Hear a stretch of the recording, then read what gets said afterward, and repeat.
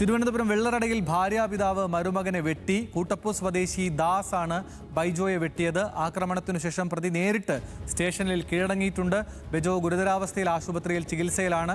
Hans John തിരുവനന്തപുരത്ത് നിന്ന് ഈ വാർത്തയുടെ വിശദാംശങ്ങൾ നൽകും. ഹാൻസ്, എന്താണ് സംഭവിച്ചത്? എന്തൊക്കെയാണ് വിശദാംശങ്ങൾ?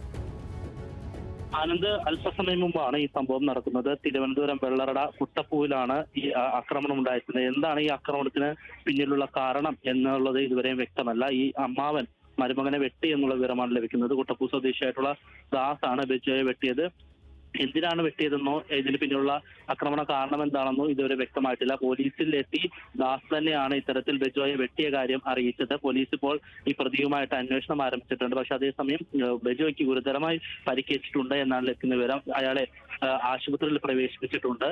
അതേസമയം സ്വന്തം അച്ഛനെ വെട്ടിക്കൊലപ്പെടുത്തിയ കേസിൽ പ്രതിയായിരുന്നു ബെജോ. കുറച്ചധികം നാൾ ജയിൽ ശിക്ഷ അനുഭവിച്ചതിന് ശേഷം 6 മാസമായി പുറത്തിറങ്ങിയിട്ടുള്ളൂ. എന്തായാലും ഈ സംഭവം കൂടുതൽ വിവരങ്ങൾ ലഭിക്കേണ്ടതുണ്ട്. പ്രതി ഇപ്പോൾ പോലീസ് കസ്റ്റഡിയിലുണ്ട്. അതേസമയം ബെജോ ചികിത്സയിലുമാണ്. ആനന്ദ്, ശരി, മകളുടെ ഭർത്താവിനെയാണ് അച്ഛൻ വെട്ടിപ്പരിക്കേൽപ്പിച്ചിരിക്കുന്നത്. അതിനുശേഷം അദ്ദേഹം സ്റ്റേഷനിലെത്തി കീഴടങ്ങുകയും ചെയ്തിട്ടുണ്ട്. തിരുവനന്തപുരത്ത് നിന്നാണ് ഹാൻസ് ഈ വിവരങ്ങൾ നൽകിയത്.